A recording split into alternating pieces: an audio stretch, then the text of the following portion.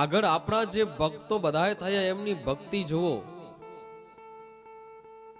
અને એમની એ ભક્તિ દ્વારા, નામ જપ દ્વારા, સંકીર્તન દ્વારા, પોતાના હૃદયના ભાવ દ્વારા એમને ભગવાનની પ્રાપ્તિ થઈ છે.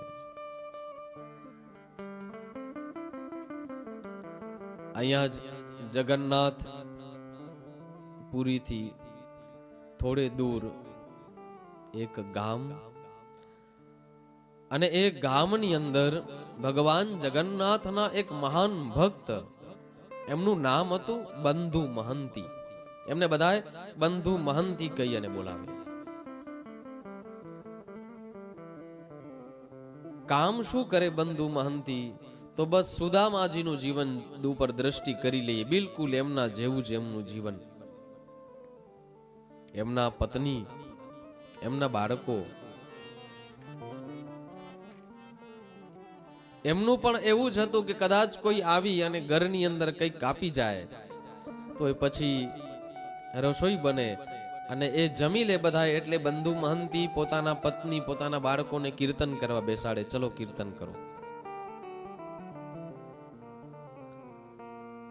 આમ નિત્ય ભગવાન જગન્નાથનું સ્મરણ કરતા કરતા એ બંધુ મહંતીજીએ એક વખત પણ પોતાના જીવનમાં ભગવાન જગન્નાથના દર્શન નતા કર્યા, જગન્નાથપુરીની અંદર પ્રવેશ નતો કર્યો એક વખત, પણ બસ ભગવાન જગન્નાથના ગુણો, રસ ચર્ચા સાંભળી સાંભળી સાંભળી અને એટલો બધો જગન્નાથ ભગવાનની અંદર એમનો ભાવ, એમનો પ્રેમ જોડાયો, સતત એમનું ચિંતન કરતા જાય.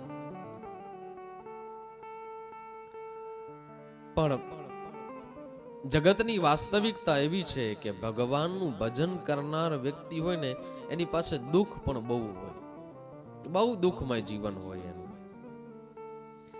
કારણ કે ભગવાનનો સ્વભાવ છે પરીક્ષા લેવામાં ભગવાન કાંઈ બાકી રાખતા નથી. ભગવાન કહે છે પહેલે મેં કંગાલ કરું.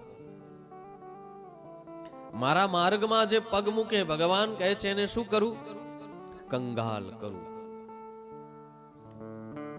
और फिर मैं करूं न्याल. પછી એ જો મારા માર્ગની અંદર ટકી જાય તો પછી હું એનો બેડો પાર કરી દઉં છું. આ ભગવાન કહે છે પહેલા મારી પાસે જે આવનાર છે એની પરીક્ષા તો થાય ને. એ પરીક્ષામાંથી જે પાસ થઈ અને આગળ નીકળે, ભગવાન કહે છે ફિર મેં કરું ન્યાલ. તો આ જ પ્રમાણે બંધુ મહંતીનું જીવન. અને રોજ તો પછી કોણ આપી જાય ભિક્ષાવૃત્તિ આવીને, એટલે અમુક અમુક દિવસો તો એવા નીકળી જાય કે અન્ન આવે નહીં, ક્યારેક 2 દિવસો એવા નીકળી જાય કે કોઈ આપવા માટે આવે નહીં.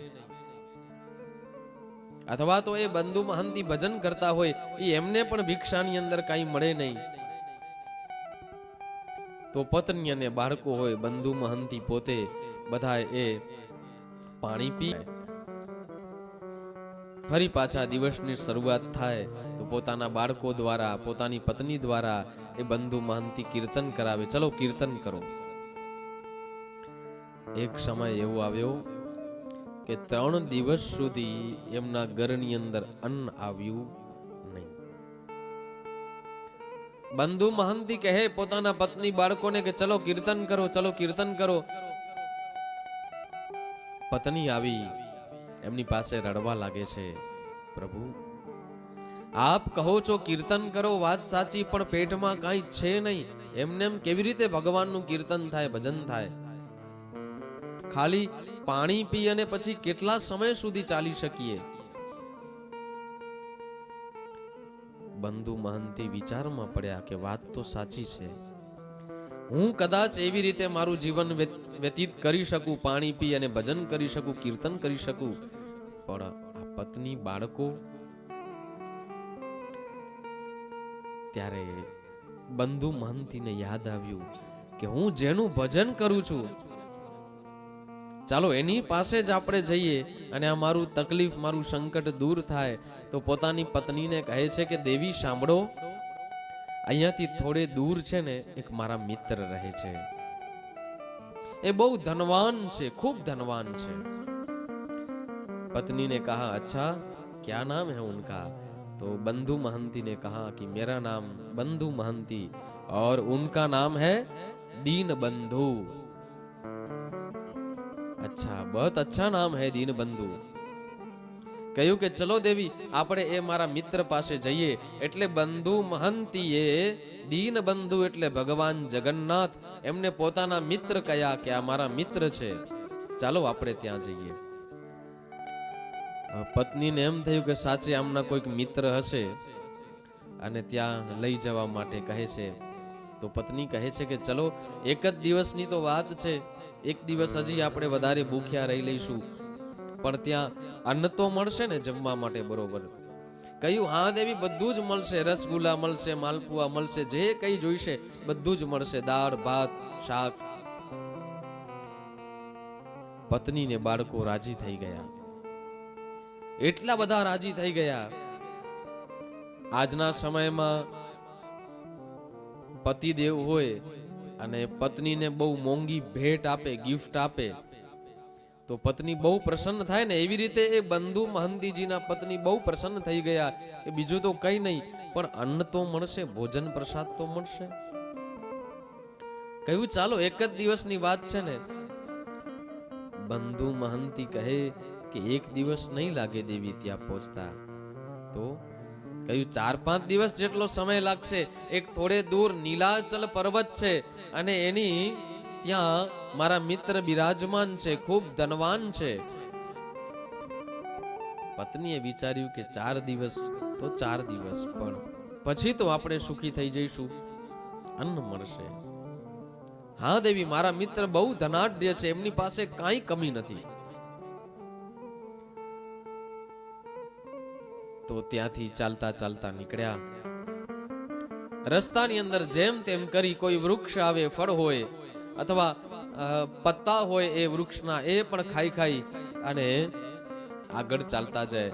ફરી થોડા વિશ્રામ કરવા માટે બેસે એટલે બંધુ મહંતી એ પોતાના પત્ની બાળકોને કહે કે ચાલો કીર્તન કરો। એટલે ફરી પાછા થોડી વાર ભગવાનનું કીર્તન કરે અને આ બધા તો થાકી અને સૂઈ જાય, પણ પછી બંધુ મહંતી પોતે એકલા ભગવાનનું કીર્તન કરે અને કીર્તન કરતા કરતા એ ભગવાનને પ્રાર્થના કરે જગન્નાથને કે હે જગન્નાથ, મેં તમને મારા મિત્ર માન્યા છે, મારા મિત્રનું મેં તમને બિરુદ આપ્યું છે, મારી પત્નીને મારા બાળકોને મેં કહી દીધું છે કે તમે મારા મિત્ર છો, એટલે હવે મારી આબરૂ છે, મારું વચન છે, એની લાજ તમે રાખજો। આમ કરી કરી અને એ રસ્તો પસાર કરવા લાગ્યા। 3-4 દિવસ થયા ચાલતા ચાલતા એ જગન્નાથપુરીનું જે શ્રી ક્ષેત્ર છે એ શ્રી ક્ષેત્રમાં પ્રવેશ કરી અને ભગવાન જગન્નાથજીની ધજા અને જ્યાં નીલ ચક્ર દેખાણું ને ત્યાં તો આહા, બંધુ મહંતીજીના આંખમાંથી અશ્રુઓની ધાર થઈ। કારણ કે આજે એક પણ વખત પોતાના જીવનમાં એમણે ભગવાન જગન્નાથના દર્શન નતા કર્યા, ધજાના દર્શન નતા કર્યા અને આંખમાંથી અશ્રુની ધાર, ત્યાં ઊભા રહીને જ એ મૂર્છિત થઈ ગયા। ઘણી બધી વાર થઈ, પત્ની અને બાળકોએ જગાડ્યા, ફરી પાછા ઊભા થઈ સ્વસ્થ થઈ જ્યાં જગન્નાથજીનું મંદિર છે એ તરફ ચાલવા લાગ્યા। આવતા આવતા રાત્રિ થઈ ગઈ। મંદિરમાં પ્રવેશ તો કર્યો, પણ એટલી બધી ભીડ હતી કે એમનો નંબર આવે એવી શક્યતા ન હતી। એટલે બંધુ મહંતી ના પત્ની પૂછે કે નાથ, તમારા મિત્ર ક્યાં છે? કહ્યું કે આ આખું જે બધું દેખાય છે એ મારા મિત્રનું જ છે, અને જે મુખ્ય ધજા છે એની નીચે ઘુમ્મટ, એની નીચે મારા મિત્ર છે એ બિરાજમાન છે, પણ દેવી એ બહુ મોટા માણસ છે, એમને મળવા વાળા આ ઘણા બધા આવતા હોય, એટલે કદાચ હમણાં આપણને મળશે નહીં। બહાર નીકળી ગયા મંદિરથી। બધાએ ભક્તોએ દર્શન કરી બધાએ નીકળવા લાગ્યા। રાત્રે ભગવાનને શયન કરાવ્યું। આ તો આ બાજુ બાર જગન્નાથજીના મંદિરની બહાર બેસી બંધુ મહંતી એમના પત્ની બાળકો કહે છે કે કીર્તન કરો, તો એમના પત્ની કહે છે નાથ સાંભળી લ્યો, હવે તો જ્યારે પ્રસાદ મળશે, અન્ન મળશે ત્યારે જ કીર્તન થશે, એના વગર કીર્તન નહીં થાય. હવે એમ કરતા કરતા સૂઈ ગયા. પણ ઈ બંધુ મહંતી પોતે એકલા કીર્તન કરે. ભગવાન જગન્નાથને આજે મંદિરની અંદર નિદ્રા નથી આવતી. બલભદ્રજી કહે, સુભદ્રાજી કહે, પ્રભુ ક્યાં હુઆ? આજે કેમ નિંદર નથી આવતી? આમથી આમ ભગવાન પડખા ફેરવ્યા કરો છો, ક્યાં બાત હૈ? ભગવાન જગન્નાથ કહે છે કે બહાર મારો એક ભક્ત બેઠો છે, કેટલા બધા દિવસથી એ ભૂખ્યો છે, મારે એને ભોજન કરાવવું છે. ભગવાન જગન્નાથ ઊભા થઈ રસોઈ ઘરની અંદર જઈ અને આજે પોતે ભોજન બનાવી રહ્યા છે. એ ચૂલો હતો, ચૂલો પેટાવ્યો, પછી બધી જે સામગ્રી હતી સામગ્રીઓ ભેગી કરી. ભગવાનને બહુ ખબર, રસોઈ ઘરની બહુ ખબર હોય નહીં, કારણ કે આ તો લાડલા લાલ છે. બધા એમને મોટા મોટા થાળમાં આવીને ભોગ ધરાવે, એટલે પીરસીને થાળી બધા તૈયાર આપે ઠાકોરજીને. પણ બનાવવાની વાત આવે તો ઠાકોરજીથી રસોઈ બને નહીં. એમનું કામ આરોગવાનું છે મહાપ્રસાદનું. હવે બનાવવાનું એમનું કામ નથી, એટલે એમને બહુ ખબર પડે નહીં ચોખા ક્યાં હોય, આ ક્યાં હોય, આ ક્યાં હોય. રસોઈ ઘરમાં જગન્નાથજી આખું વેર વિખેર કરી નાખ્યું રસોડું. પણ પોતે જે નિત્ય ભોગ આરોગે એ જ ભોગ બંધુ મહંતી માટે થઈ રસોઈ ઘરની અંદર સ્વયં જગન્નાથજી તૈયાર કરી રહ્યા છે. આ બાજુ બલભદ્રજી સુભદ્રાજી હસે કે જુઓ તો ખરા, ભક્તની માટે થઈ અને આ મહાપ્રભુ કેટલા બધા હેરાન થાય છે. ભગવાન જગન્નાથજીને જે મોટા થાળની અંદર નિત્ય ભોગ ધરાવવામાં આવે એ જ થાળ લઈ એ મહાપ્રભુ એની અંદર સામગ્રી બધી સિદ્ધ કરી પધરાવી અને એક બ્રાહ્મણના રૂપની અંદર મંદિરની બહાર આવે છે. આ બાજુ પત્ની ને બાળકો તો સૂઈ ગયા હોય, બંધુ મહંતી પોતે ભગવાનનું ભજન કરતા હોય. તો જાણે તો બધું છે, પણ ભગવાનની લીલા આવી અને બહાર કહે છે, હાથમાં થાળ છે, અરે સુનો યહાં કોઈ બંધુ મહંતી હૈ ક્યા? બંધુ મહંતીના કાન ચમક્યા થોડા, પણ કહ્યું કે કદાચ બીજા કોઈકને બોલાવતા હશે. પણ વિચાર કર્યો કે બીજો તો કોઈ છે નહીં મારા સિવાય અહીંયા, આ બંધુ મહંતી તો હું અહીંયા એકલો જ છું. કહા કે હા હા ભૈયા मैं हूं, બંધુ મહંતી हूं. अच्छा तुम्हारी पहचान बताओ, તમારી ઓળખાણ બતાવો. બંધુ મહંતી કહે છે કે મારી પાસે ન તો રહેવા બરોબર ઘર નથી, ખાવા બરોબર અન્ન નથી, પરંતુ આ જગન્નાથ મહાપ્રભુ છે એમને મેં મારા મિત્ર માન્યા છે. એ મિત્રના ભાવ સાથે હું એમના શરણની અંદર આવ્યો છું. ભગવાને કહ્યું બસ બસ, બ્રાહ્મણના રૂપની અંદર આટલી ઓળખાણ બહુ છે. હમણાં ભગવાન થોડા વ્યસ્ત છે એટલે મળી ન શક્યા, પણ ભગવાને તમારા માટે, આ તમારા મિત્રએ તમારા માટે થઈ અને આ પ્રસાદ મોકલાવ્યો છે. અને જ્યાં એ મુખમાંથી વાક્ય સાંભળ્યા કે તમારા મિત્રએ તમારા માટે થઈ અને પ્રસાદ મોકલાવ્યો છે, આંસુઓની ધાર સાથે રડવા લાગ્યા. પોતાની પત્નીને જગાડી કહ્યું કે દેવી સાંભળો. એ બ્રાહ્મણના રૂપમાં આવેલા એમને કહે છે કે ફરીથી એક વખત બોલો, શું બોલ્યા હમણાં? કહ્યું કે તમારા મિત્ર જગન્નાથજીએ આ તમારા માટે પ્રસાદ મોકલાવ્યું છે. એ પોતાની પત્નીને કહે કે દેવી સાંભળ્યું, મારા મિત્રએ આ મારા માટે પ્રસાદ મોકલાવ્યું છે. અને એ તો પ્રસાદની અંદર જોવામાં વ્યસ્ત રહ્યા, એટલામાં એ નીકળવા જાય અને બંધુ મહંતીને કહે બ્રાહ્મણના રૂપની અંદર કે આ થાળ છે ને બહુ કિંમતી છે, પ્રસાદ આરોગી અને થાળ વ્યવસ્થિત જગ્યાએ ત્યાં કોઈકને આપજો. કારણ કે ભગવાન એ જ થાળની અંદર રોજ ભોગ આરોગતા. તો કહ્યું કે આ થાળ પ્રસાદ આરોગી પછી વ્યવસ્થિત જગ્યાએ મંદિરની અંદર આપજો.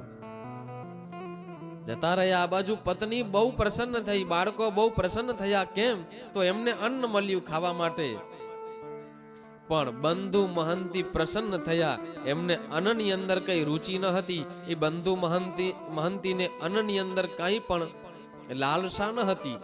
એમને તો બસ એની સાથે પ્રસન્ન થઈ ગયા કે ભગવાન જગન્નાથે મને મિત્ર તરીકે સ્વીકાર કર્યો.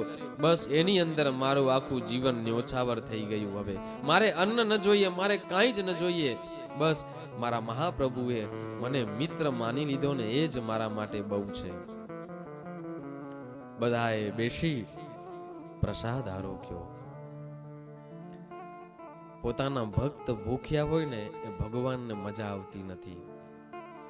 ક્યારેક એવી સ્થિતિ હોય, ઘણી વખત ભગવાન સ્વયં પોતે ન આવી શકતા હોય તો કોઈક ને કોઈક માધ્યમ દ્વારા તમારા સુધી એ અન્ન પહોંચતું કરી દે.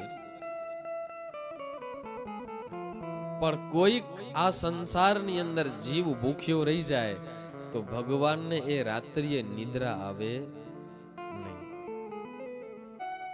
તો દીન બંધુને પ્રસન્નતા એની થઈ, બંધુ મહંતીને, કે મને મિત્રના રૂપમાં સ્વીકાર્યો. મારા દીન બંધુએ, મારા પ્રભુએ. પત્ની અને બાળકોએ અન્ન જોઈને પ્રસન્ન થયા. પણ ઠાકોરજી છે ને એમની લીલા જો. હવે ભગવાનની લીલા જો. થાળ આપવા માટે સાફ કરી, પ્રસાદ લઈ સાફ કર્યું, થાળને આપવા માટે જાય તો હવે રાત્રે તો કોણ મળે? કોઈ મંદિરમાં હતા નહીં. તો એ બ્રાહ્મણના શબ્દો યાદ આવ્યા કે આ બહુ કિંમતી થાળ છે, જેવી તેવી જગ્યાએ આપશો નહીં. તો બંધુ મહંતીએ વિચાર્યું કે સવાર થતા જ હું મંદિર ખુલશે એટલે કોઈકને અહીંયા આપી દઈશ વ્યવસ્થિત, કોઈક પૂજારીના હાથની અંદર. પણ બન્યું એવું કે સવાર પ્રાતઃકાલ થઈ ગઈ અને આ બાજુ બંધુ મહંતીની પણ આંખ લાગી ગઈ અને નિદ્રાધીન થઈ ગયા. આ બાજુ સવારે જ્યાં પૂજારીજી બધાએ આવ્યા, મંદિર ખોલ્યું અને રસોઈ ઘર ખોલવામાં આવ્યું તો આખી રસોઈ ઘરમાં વેર વિખેર બધું પડેલું છે, સામગ્રી. ભગવાનનો થાળ જોયો તો થાળ છે નહીં. બધાએ કહેવા લાગ્યા કે ભગવાન જગન્નાથજીના મંદિરમાંથી ચોરી થઈ ગઈ, ચોરી થઈ ગઈ. ભગવાનનો થાળ ચોરાઈ ગયો. રસોઈ ઘરની અંદર પણ બધું જેમ તેમ થઈ રહ્યું છે. અને એટલામાં ત્યાં સામેથી દરવાજામાંથી બંધુ મહંતીએ પ્રવેશ કર્યો હાથમાં થાળ લઈને. એ જોતાની સાથે જે પૂજારીજીઓ બૂમો પાડવા લાગ્યા કે આ રહ્યો ચોર, આ રહ્યો ચોર, આણે થાળ ચોરી અને એ લઈ ગયો છે. બહુ ધ્યાનપૂર્વક સાંભળો. કહ્યું કે આ જ ચોર છે, કારણ કે બંધુ મહંતીના એક તો કપડા એવા, એક તો શરીરની અવસ્થા એવી. બંધુ મહંતીએ કહ્યું કે ભાઈ હું ચોર નથી, આ મહાપ્રભુ છે એ મારા મિત્ર છે અને એ સ્વયં મને જમાડવા માટે રાત્રે આવ્યા હતા. એમનો મોકલાવેલો જ આ થાળ છે મારી પાસે. બધાએ હસવા લાગ્યા કે આ ભગવાન જગન્નાથ અને તારા મિત્ર. કહ્યું કે વા ન આવી નહીં. બધાએ આરોપ નાખ્યો કે તમે ચોરી કરીને લઈ ગયા છો અહીંયાથી. એટલે બધાએ પૂજારીજીઓ મંદિરની અંદર બીજા જે બધા હતા એ આ બંધુ મહંતીને મારવા લાગ્યા. પત્ની વચ્ચે આવ્યા, કહેવા લાગ્યા કે નહીં નહીં, આમને છોડી દો. આ તો જેમણે થાળ આપ્યો છે જગન્નાથ આમના મિત્ર છે. કોઈએ વાત માની નહીં. બંધુ મહંતીજીને લાતો પડતી જાય, માર પડતો જાય અને એ કહેતા જાય વાહ જગન્નાથ, જય જગન્નાથ, વાહ જગન્નાથ. રાત્રે તમે માલપુઆ ખવડાવ્યા, રસગુલ્લા ખવડાવ્યા, ગુલાબજાંબુ ખવડાવ્યા અને સવારમાં લાતો ને ધુંબા દીકા. વાહ જગન્નાથ, તારી લીલા, વાહ જગન્નાથ.